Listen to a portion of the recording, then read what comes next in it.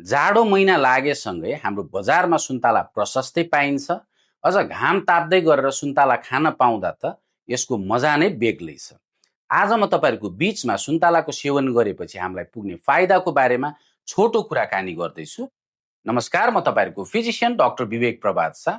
सर्वप्रथम सुन्तलामा vitamin C हुन्छ, जस कारणले गर्दा हाम्रो इम्युन सिस्टमलाई यसले वृद्धि गराउँछ, अर्थात् हाम्रो रोगसँग लड्न सक्ने क्षमता बढ्छ। भाइटामिन सीले हाम्रो छालालाई पनि स्वस्थ राख्नलाई मद्दत पुर्याउँछ।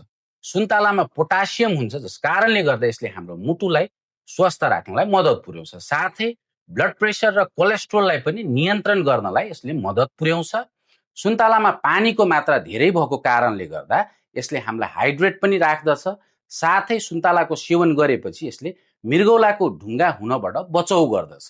सुन्तलाको बाहिरी भागमा रेसाजन्य पदार्थ हुन्छ, जुनमा चाहिँ फाइबर कन्टेन्ट हुन्छ, जस कारणले गर्दा यसले हाम्रो पेटलाई पनि स्वस्थ राख्नलाई मद्दत पुर्याउँछ। र अत्यन्तै जरुरी फाइदा सुन्तलाको यसको जीआई इन्डेक्स अर्थात् ग्लाइसेमिक इन्डेक्स कम भएको कारणले गर्दा सुन्तलाको सेवन गर्दाखेरि हाम्रो सुगर सुटअप हुन पाउँदैन।